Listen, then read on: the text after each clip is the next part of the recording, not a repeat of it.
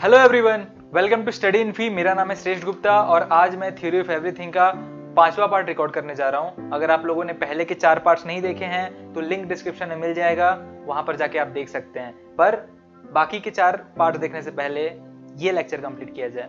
इस लेक्चर में मैं क्या क्या पढ़ाने जा रहा हूँ वो बता देता हूँ। उससे पहले अगर आप चैनल पे नए हैं तो चैनल को सब्सक्राइब कर लीजिए और अगर वीडियो पसंद आए तो वीडियो को लाइक करना मत भूलना। और अगर आप चाहते हैं कि मैं ऐसे और वीडियोस बनाऊं या कोई टॉपिक से जो आप सजेस्ट करना चाहते हैं तो आप कमेंट में वो सजेशन दे सकते हैं। आज हम पढ़ेंगे QCD के बारे में, जो कि है quantum क्रोमोडायनेमिक्स।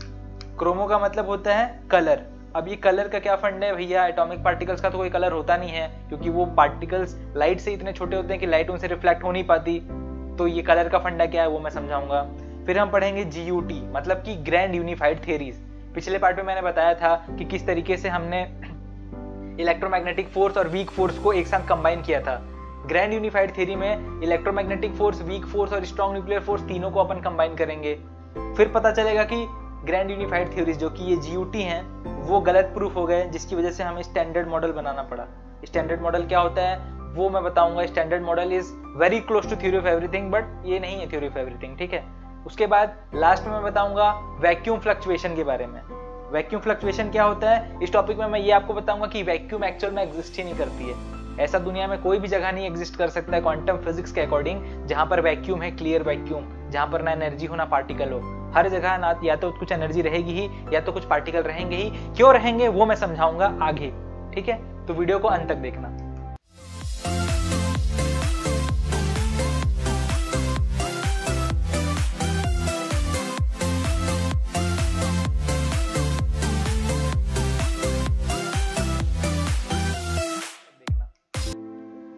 Let's come to QCD, quantum chromodynamics. नाम से ही पता चल रहा है कि हम छोटे छोटे पार्टिकल्स की बात करने वाले हैं और वहां पर हम कलर से रिलेटेड कुछ बात करेंगे। क्रोमो का मतलब ही होता है कलर, ठीक है। QCD क्या बोलते हैं? वो बोलता है कि प्रोटॉन्स और न्यूट्रॉन्स क्वार्क से बने हुए हैं। जो मैंने पहले आपको बताया था कि 3 क्वार्क मिलकर बनाते हैं प्रोटॉन, 3 क्वार्क मिलकर बनाते हैं न्यूट्रॉन। डिफरेंस बस क्वार्क के टाइप में होता है। 2 अप और 1 डाउन मिलकर बनाते हैं प्रोटॉन। अप और डाउन क्या है? अप और डाउन क्वार्क के टाइप से। तो 2 अप टाइप के क्वार्क और 1 डाउन टाइप का क्वार्क प्रोटॉन बनाता है। 2 डाउन और 1 अप न्यूट्रॉन बनाते हैं। अभी जो क्वार्क्स है ना, इन क्वार्क्स को साइंटिस्ट लोगों ने उनके टाइप के बेस पे कलर का नाम दे दिया। मतलब अगर अप वाला है तो फॉर एग्जांपल उसको रेड बोल दिया, ठीक है। उसी तरीके से दूसरा टाइप है उसको ग्रीन बोल दिया। तो 3 कलर्स दिए क्वार्कों को। अब ये कलर देने का रीजन क्या था? ये कलर दिया गया चीजों को सिंप्लीफाई करने के लिए। हमें क्या था कि हमें एक ऐसा सिस्टम बताना था जिससे हम ये बता सकें कि अगर कोई भी पर्टिकुलर 3 क्वार्क हैं वो कंबाइन होंगे तो क्या वो एक स्टेबल पार्टिकल बनाएंगे। जैसे प्रोटॉन एक स्टेबल पार्टिकल है, पर कई बार ऐसा होता है कि 3 क्वार्क मिलते हैं पर वो इतने अनस्टेबल होते हैं कि वो ब्रेक कर जाते हैं। तो हमें एक टेक्निक क्रिएट करना था। हमने टेक्निक कैसे क्रिएट किया? कलर का नाम देके। मैं समझाऊंगा कलर का नाम देने से फायदा क्या हुआ, ठीक है। तो क्वांटम क्रोमोडायनेमिक्स में रूल क्या बनाया गया? रूल बनाया गया कि जितने भी क्वार्क्स हैं उनको हम कलर का नाम देंगे और उन कलर्स के कॉम्बिनेशन के बेस पे हम ये बताएंगे कि वो स्टेबल रहेंगे या नहीं रहेंगे। जो क्वार्क्स हैं उनको 3 कलर दिए गए हैं, रेड, ग्रीन और ब्लू। वैसे ही एंटी क्वार्क्स, जो कि क्वार्क का एंटी पार्टिकल होता है, उनको एंटी रेड, एंटी ग्रीन और एंटी ब्लू नाम का कलर दिया गया, ठीक है। अब क्या हुआ? इसमें दो तरीके हैं कलर्स को कंबाइन करने का, जिससे एक स्टेबल क्वार्क का कॉम्बिनेशन बन सके। अगर इन 2 फॉर्मेट्स में है तभी चीजें स्टेबल होंगी, अदरवाइज नहीं होंगी। तो क्या है?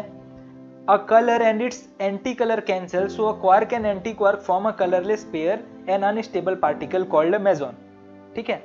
तो इन्होंने बोला कि एक कलर और एक एंटी कलर को आप मिलाओगे, मतलब कि एक क्वार्क और एक एंटी क्वार्क को, तो उनका कलरलेस पेयर बनेगा, क्योंकि रेड कलर और एंटी रेड दोनों एक दूसरे को कैंसिल कर देंगे।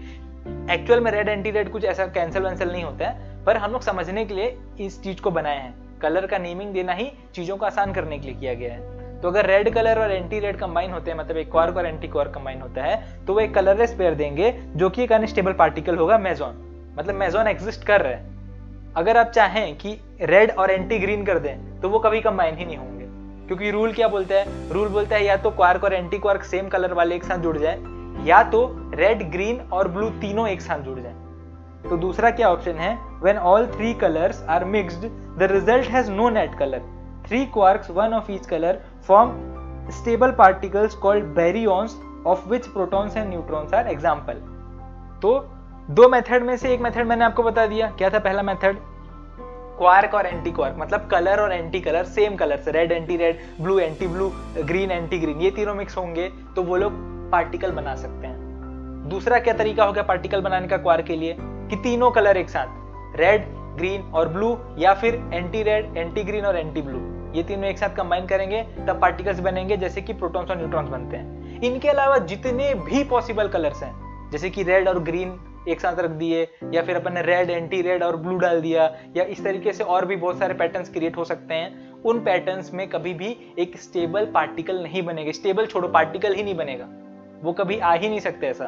तो ये क्वांटम क्रोमोडायनेमिक्स का फायदा हुआ। क्या फायदा हुआ इस टेक्निक को बनाने से, अब हम क्वार्क्स के कलर के बेस पे, कलर एक्चुअल में कुछ नहीं है पर उनकी प्रॉपर्टी जैसी है उसके अकॉर्डिंगली हमने उनको नाम दे दिया कि ये रेड बोलेंगे, इसको ग्रीन बोलेंगे, इसको ब्लू बोलेंगे, और यहां से हमने चीजों को याद करने के लिए एक आसान तरीका बना लिया। अब हम प्रेडिक्ट कर सकते हैं कि कौन से क्वार्क्स हैं वो पार्टिकल बनाएंगे और कौन से क्वार्क हैं जो करीब कभी नहीं आ सकते हैं।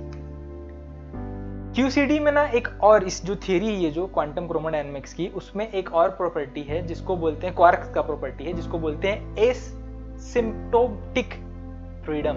क्या बोलते हैं, एसिम्प्टोटिक फ्रीडम। क्या है यार, ये प्रोनाउंस क्यों नहीं हो रहा मेरे से, करके जाऊंगा प्रोनाउंस तो मैं। एसिम्प्टोटिक फ्रीडम, ठीक है। एसिम्प्टोटिक फ्रीडम क्या बोलते हैं, ये बोलते हैं कि जो क्वार्क है वो स्ट्रॉन्ग न्यूक्लियर फोर्स की वजह से एक दूसरे के करीब रहते हैं, और ये लोग जितना दूर जाते हैं इनके बीच का अट्रैक्शन उतना बढ़ जाता है, एकदम रबर बैंड की तरह। रबर बैंड को खींचोगे तो जितना दूर वो खींचाता है उतना ज्यादा फोर्स लगाता है।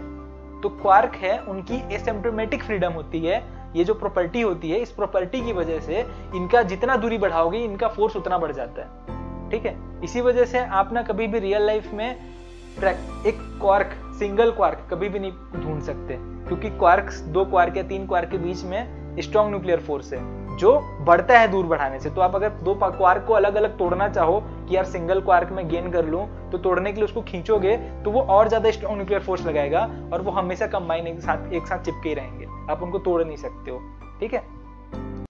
अब आते हैं ग्रैंड यूनिफाइड थ्योरी पे, मतलब कि GUT। क्या ये थ्योरी, मैंने स्टार्टिंग में आपको बताया था कि जिस तरीके से पिछले वीडियो में इलेक्ट्रोवीक फोर्स के बारे में हमने डिस्कशन किया था, इलेक्ट्रोमैग्नेटिक फोर्स और वीक फोर्स ये दोनों एक साथ कंबाइन होकर बनते हैं इलेक्ट्रोवीक फोर्स, उसी तरीके से जब हम स्ट्रॉन्ग न्यूक्लियर फोर्स को भी ऐड कर देते हैं इलेक्ट्रोवीक फोर्स के साथ, मतलब कि इलेक्ट्रोमैग्नेटिक फोर्स, वीक फोर्स और स्ट्रॉन्ग न्यूक्लियर फोर्स को अगर हम लोग कंबाइन कर दें एक साथ और उन पे एक थ्योरी बना दें, उसको हम बोलते हैं ग्रैंड यूनिफाइड थ्योरी। तो ग्रैंड यूनिफाइड थ्योरी क्या बोलती है, वो बोलती है कि इलेक्ट्रोवीक फोर्स यानी कि इलेक्ट्रोमैग्नेटिक फोर्स और वीक फोर्स ये दोनों और स्ट्रॉन्ग न्यूक्लियर फोर्स ये तीनों के तीनों एक ही फोर्स के पार्ट हैं, अलग अलग फोर्सेस नहीं हैं, ठीक है। मतलब कि पिछले बार इलेक्ट्रोवीक फोर्स सक्सेसफुल हो गया तो इन्होंने क्या सोचा कि चलो स्ट्रॉन्ग न्यूक्लियर फोर्स को भी डाल देते हैं और फोर्स को और सिमटा देते हैं और करीब ले आते हैं, ठीक है। पर गलती क्या हुआ, इनकी जो थ्योरी थी, इनका जो मैथ था, उस मैथ के अकॉर्डिंगली प्रेडिक्शन ये आया कि प्रोटॉन जो होते हैं उनका एवरेज उम्र यानी कि डीके होने का उम्र 10⁻32 ईयर्स होना चाहिए। हमने एक्सपेरिमेंट्स किया और पता किया तो हमको पता चला नहीं, एक प्रोटॉन का एवरेज डीके 10⁻34 ईयर्स होता है। तो कहने का मतलब आइडिया अच्छा था कि चलो तीनों को कंबाइन कर देते हैं, पर तुम्हारा मैथ्स गलत था, और अगर मैथ सही था तो तुम्हारी थ्योरी गलत रही होगी, क्योंकि तुम्हारा मैथ्स तो बोल रहा है 10⁻32 ईयर्स प्रोटॉन का डीके होना चाहिए, लेकिन वो तो उतना प्रैक्टिकली आ नहीं रहा एक्सपेरिमेंटली। तो जो GUTs थे वो गलत प्रूफ हो गए, पर ये आइडिया अच्छा था कि तीनों को कंबाइन किया जाए। लेकिन अब पॉइंट क्या था, हमको तो फोर्स को कंबाइन करना ही है ना कैसे भी करके, क्योंकि हमारा टारगेट क्या है, जैसे स्पेस और टाइम मिला के स्पेस टाइम बन गया, मास और एनर्जी मिला के मास एनर्जी इक्विवेलेंस बन गए, उसी तरीके से चारों अगर फोर्सेस कंबाइन हो जाएं तो थ्योरी ऑफ एवरीथिंग के और करीब हम पहुंच जाएंगे, राइट। तो फिर आया स्टैंडर्ड मॉडल। स्टैंडर्ड मॉडल क्यों आया, क्योंकि GUT जो कि ग्रैंड यूनिफाइड थ्योरी है वो गलत प्रूफ हो गया था, ठीक है। अब स्टैंडर्ड मॉडल ने क्या बोला, इसने बोला कि जो इलेक्ट्रोवीक फोर्स है और स्ट्रॉन्ग फोर्स है वो सेपरेटली काम करते हैं, मतलब वो तुम उनको एक साथ कंबाइन नहीं कर सकते हो। जैसे कि तुमने इलेक्ट्रोमैग्नेटिक फोर्स और वीक फोर्स को कंबाइन किया, वैसे तुम इलेक्ट्रोवीक फोर्स और स्ट्रॉन्ग न्यूक्लियर फोर्स को कंबाइन नहीं कर सकते हो, ऐसा स्टैंडर्ड मॉडल ने बोल दिया। और स्टैंडर्ड मॉडल बहुत ही सक्सेसफुल है और सारी की सारी उसकी प्रेडिक्शंस एक्सपेरिमेंट्स के साथ एग्री करती है। पर यार ऑफ कोर्स ये बहुत ही अनसेटिस्फैक्टरी है, क्योंकि साइंटिस्ट लोग तो चारों फोर्सेस को एक साथ जोड़ना चाह रहे थे ना, electromagnetic force, weak force, strong nuclear force और ग्रेविटेशनल फोर्स को। तो GUT गलत हो गया, स्टैंडर्ड मॉडल सही हो गया, तो साइंटिस्ट लोगों को थोड़ा दुख हुआ होगा क्योंकि हम कंबाइन नहीं कर पा रहे। ये जो आप लोगों को इस पे ये जो डायग्राम दिख रहा है, ये स्टैंडर्ड मॉडल के अकॉर्डिंगली पार्टिकल्स डिस्कवर्ड है। आज तक जितने भी पार्टिकल डिस्कवर्ड है ना, जितने भी 32-40 जितने भी पार्टिकल डिस्कवर हुए, सारे के सारे पार्टिकल्स इनके अंदर आ सकते हैं। ये एक पीरियोडिक टेबल है, समझ लो पार्टिकल्स का। वो जो अपन पीरियोडिक टेबल केमिस्ट्री में पढ़ते हैं वो एलिमेंट्स का होता है, ये है फंडामेंटल पार्टिकल्स। दुनिया इन्हीं पार्टिकल से बनी है। टोटल कितने हैं ये? 17 पार्टिकल्स हैं। 17 में से जो 5 हैं वो बोसॉन्स है। बोसॉन्स का मतलब क्या? जो फोर्स कैरी करते हैं, ठीक है। और बाकी के जो बचे वो फर्मियंस है, मतलब कि फर्मियंस का मतलब पार्टिकल्स जिनका मास है या जिनके पास चार्ज है, जिनके पास एनर्जी, ऐसा कुछ है। तो 5 बोसॉन्स और बाकी के बाकी फर्मियंस, 17 पार्टिकल से पूरी दुनिया बनी है। ये स्टैंडर्ड मॉडल ये बताता है। पीरियोडिक टेबल है, समझ लो एक तरीके से ये पार्टिकल्स का, ठीक है। अब आते हैं वैक्यूम फ्लक्चुएशन में। वैक्यूम फ्लक्चुएशन में मैं क्या बताने वाला हूँ? आई विल टेल यू कि वैक्यूम एग्जिस्ट नहीं करता है और क्यों नहीं करता है, मैं ये भी बताऊंगा, ठीक है।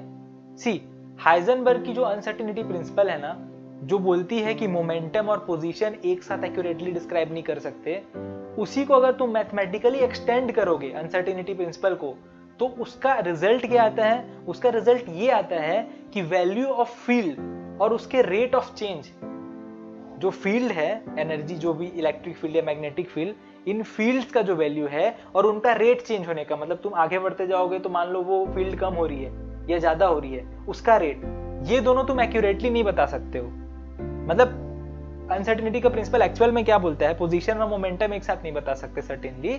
उसी को अगर तुम मैथ्स में एक्सटेंड करोगे ना, थोड़ी इक्वेशंस लगा के, तो तुमको रियलाइज होगा कि वो ये भी बोलती है कि कोई भी फील्ड और उसका रेट ऑफ चेंज एक साथ हम लोग सर्टेनली नहीं बता सकते हैं, डिटरमाइन नहीं कर सकते हैं। अब इससे फर्क क्या आया? थ्योरी तो वही है, थ्योरी को थोड़ा एक्सटेंड कर दिया, पर इससे फर्क क्या आया? फर्क ये आया कि there is no empty space. मैं समझाऊंगा कैसे नहीं है, ठीक है। तो अनसर्टेनिटी प्रिंसिपल ने ये बोला, उसके accordingly there is no empty space.